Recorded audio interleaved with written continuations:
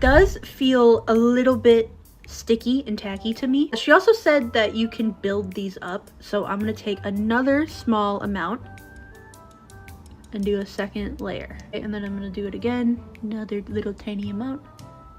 Okay, the more that I talk, the stringier it gets.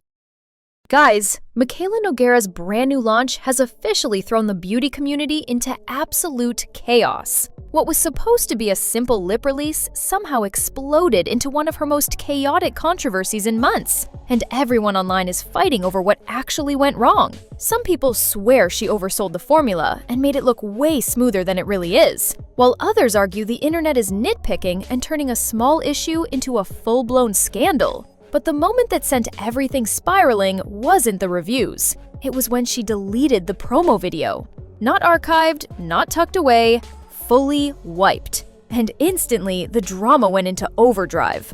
Comment sections turned into non-stop debates. Viewers accused her of overselling the texture, and creators started picking apart every tiny detail of the product. So buckle up, because we're breaking down all of it. The claims she made, the backlash that hit immediately, and the exact moment this whole situation turned into one of the loudest beauty debates we've seen in a long time.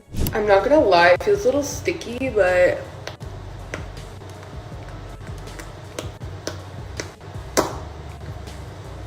like literally no string. I really like the corners of my mouth.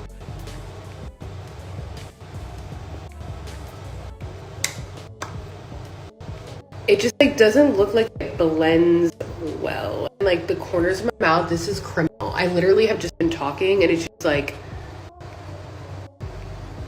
Before this whole situation turned into a social media wildfire, POV Beauty was actually moving in a solid direction. When Mikayla first introduced the brand back in March, she didn't lead with makeup at all. The focus was entirely on prep products.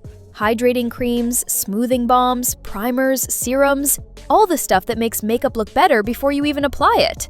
And honestly, the response was much stronger than people expected for a brand new line.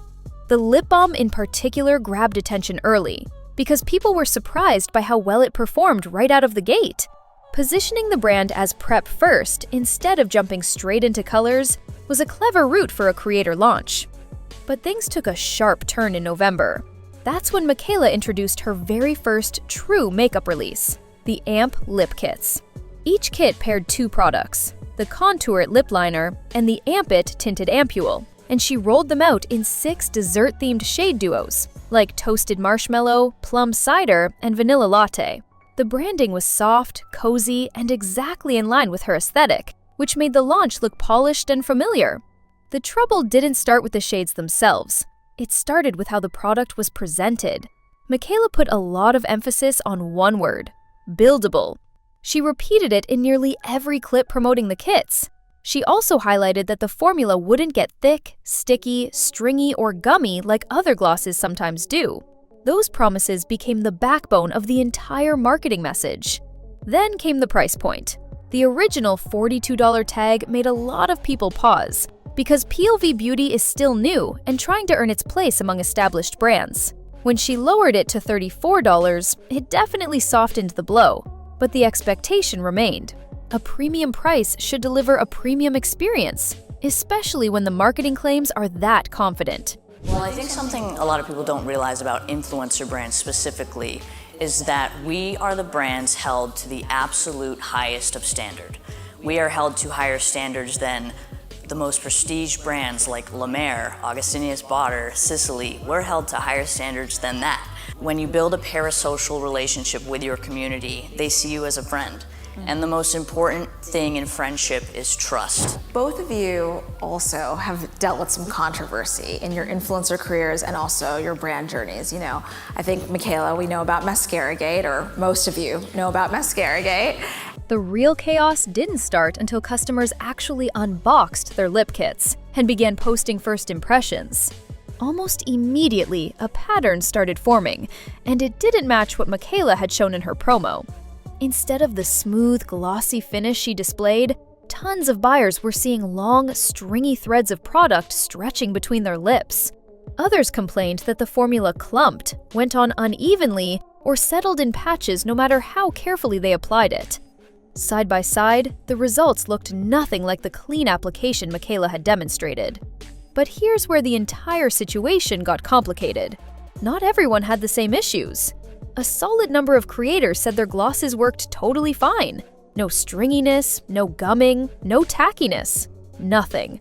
Their videos showed a perfectly normal gloss, which immediately sparked debates about whether the problem was technique, lip prep, individual lip texture, or something deeper like batch inconsistencies. One creator even tried pressure testing the formula by stacking multiple layers one at a time. Her breakdown went something like this. Layer 1, smooth.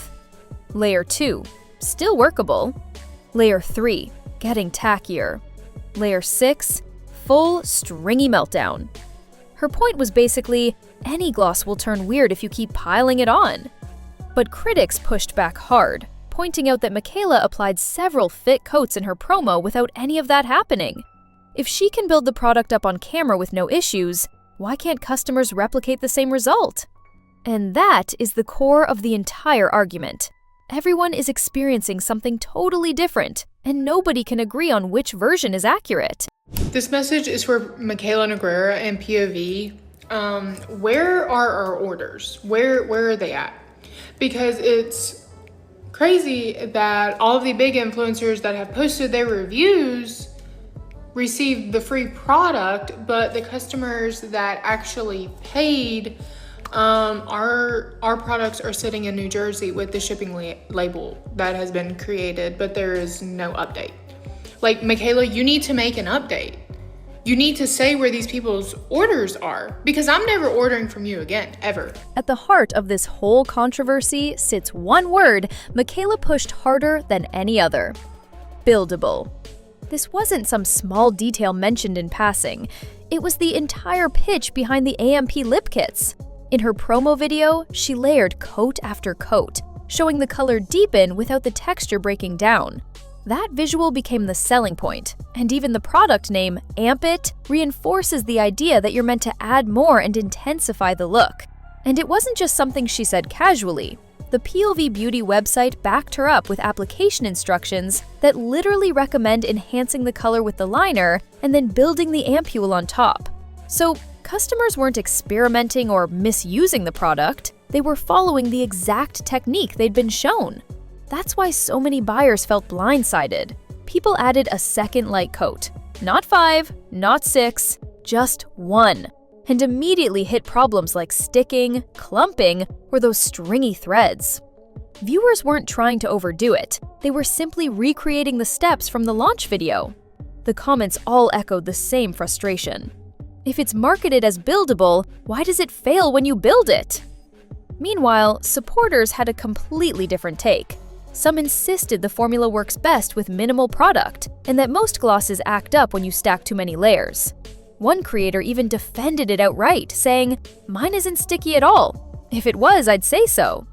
And that's why the debate is so intense. Everyone is interpreting buildable differently, and both sides are convinced they're the ones who understood the product correctly. I totally understand the complaints that people are having, specifically with the deeper formulas. It's hard to get a really even look because what happens is you have the lip liner, which is actually darker than the ampule. And in order to try to get this to match the lip liner, you have to apply a lot of this, which ends up making it patchy. This is the exact moment the situation shifted from a messy launch to what is actually going on here? Completely out of nowhere, Mikayla removed the original promo video. The same one where she layered multiple coats, showed zero stickiness, and confidently claimed the formula wouldn't string. And she didn't just hide it for later. She didn't archive it, she fully deleted it from her page. The internet noticed immediately. Creators who referenced that video in their reviews suddenly realized it was gone, and social feeds lit up with people asking, if the product works the way she said, why wipe the proof? The timing felt suspicious, and for a lot of viewers, it made the entire situation look even worse. Instead of posting a clarification, a demo, or even a follow-up addressing the feedback, she erased the one clip everyone was scrutinizing. To many people, it didn't read as transparency. It read as quietly removing evidence that contradicted customer experiences. And because Mikayla has already been through a major controversy before, Lashgate, the deletion hit a sensitive nerve. Back then, people accused her of wearing falsies in a mascara ad, and every frame of that video was dissected. So when another product-related promo suddenly vanished, all the old skepticism rushed right back. That's why this deletion hurt her reputation so much. It didn't just take away a promo video, it reopened an old wound that fans were still wary of. This isn't there. I don't want it to look like this. I'm gonna add more product, like people say, and then they're like, oh, you can't complain when you add more product and it gets clumpy.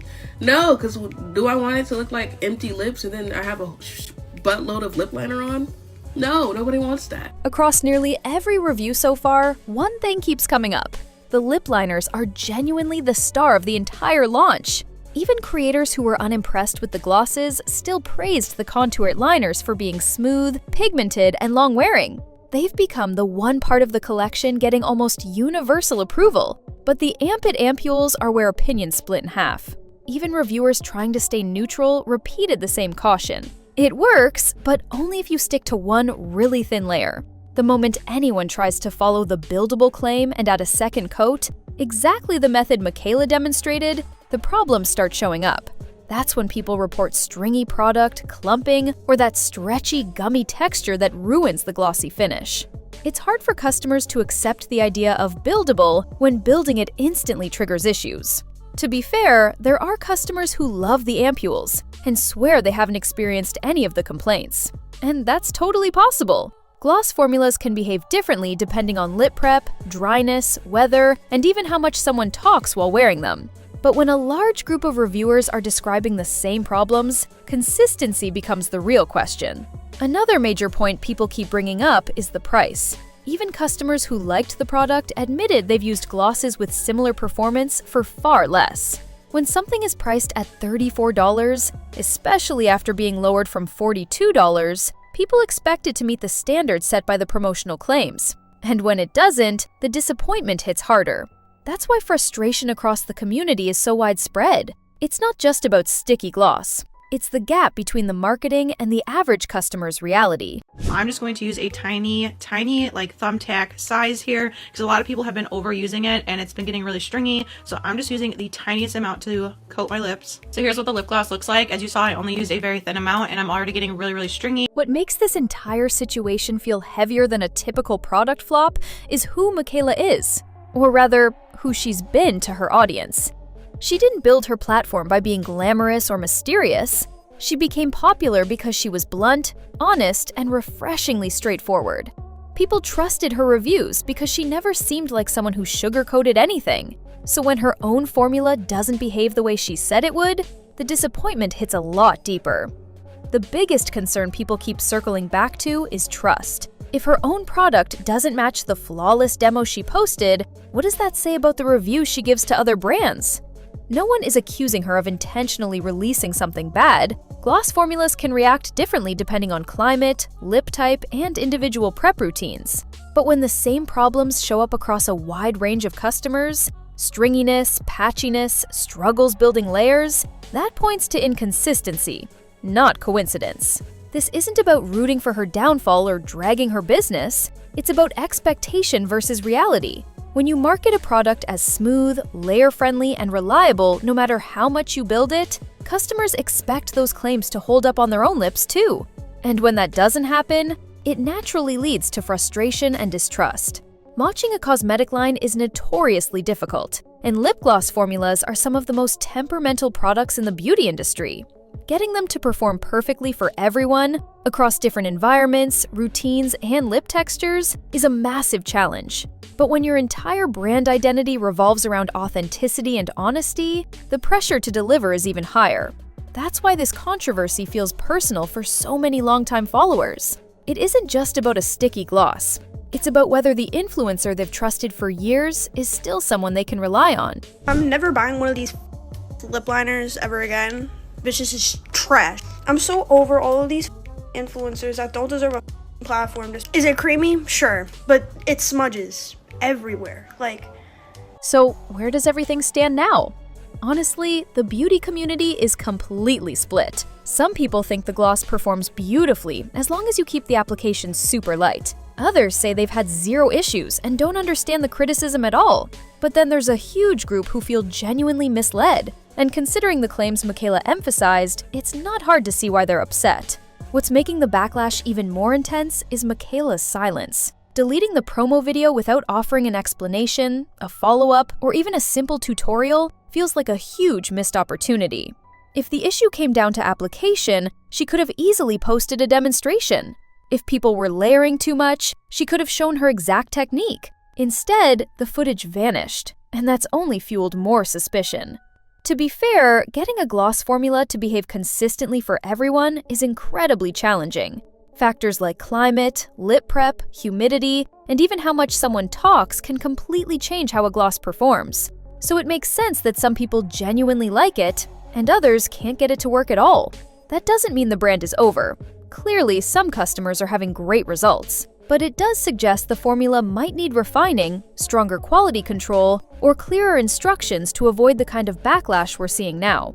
If you're thinking about picking up the lip kits, the safest approach is to wait. Watch more reviews, compare experiences, and hold off until Mikayla addresses the situation directly. $34 is a lot to gamble on a product that might perform perfectly for one person and fall apart instantly for another.